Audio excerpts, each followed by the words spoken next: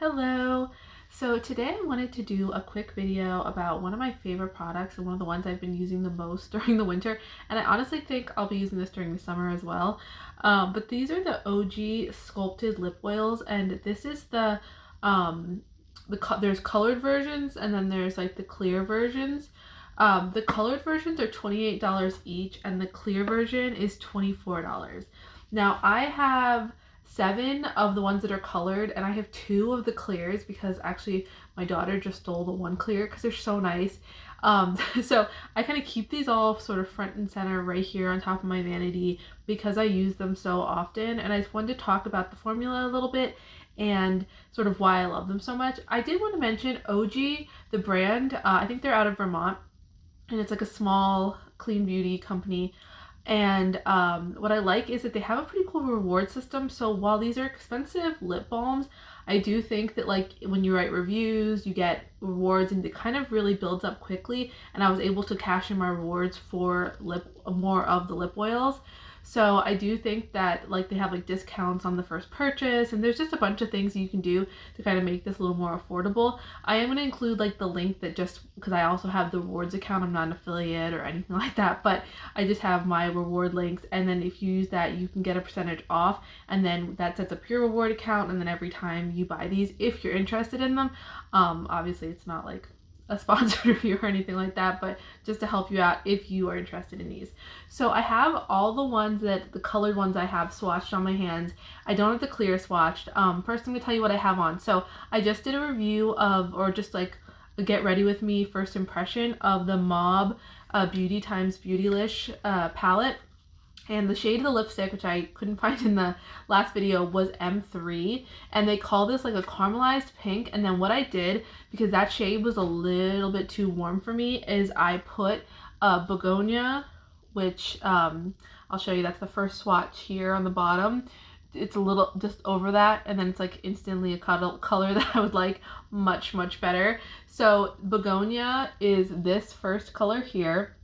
And I would describe this as just a really soft mauve.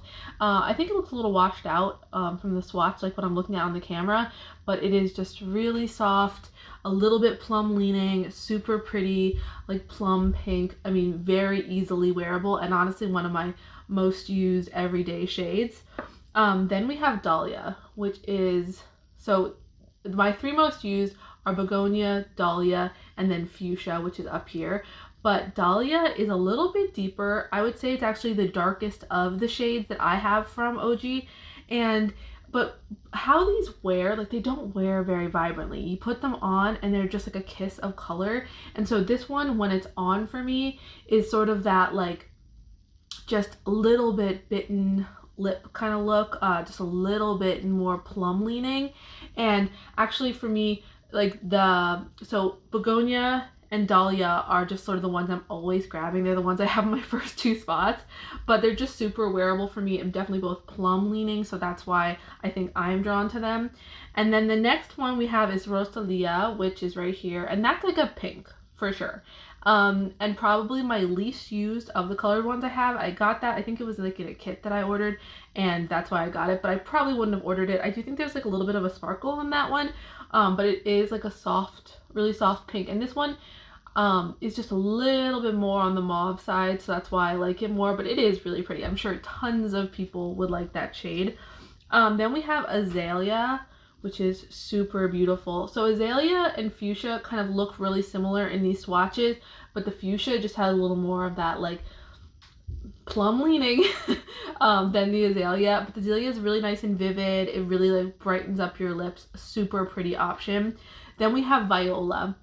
And that's this one that looks sort of brown, or maybe like a cola shade. I really like Viola. If you like Black Honey from Clinique, if that's like a color you used to wear, this is a really good kind of dupe for that. It looks so dark in the tube, but it isn't. I mean, it's such like a wash of color, but it gives you a little bit of that like 90s look too as well. And I do like to wear that one a lot. Then we have Zinnia. And that's like a tomato red. Okay, so I'll show it to you again. That one's like a tomato color. Also super wearable. I mean, I'm really big into wearing the Westman Atelier Le Bordeaux, the red shade in that, and it gives you kind of that look. It's actually a really good gloss to layer over the Westman Atelier Le Bordeaux. I'm sorry, it's like icing outside and it's getting so bad out there. You probably hear it. And then the last one is Fuchsia, and I literally pulled this out of my handbag because that's where I had it. I rotate which ones I have in my handbag, but this is just such a flattering shade, especially if you have like greeny kind of eyes. It just pulls that out and it's so pretty. It just is like a flush. All of these are like that. The clear is literally like a go-to must for me. My daughter, I had to pull out the backup because my daughter stole the other one, but these are just so nice and I just love how my lips feel when I use it. They're just so easy to apply.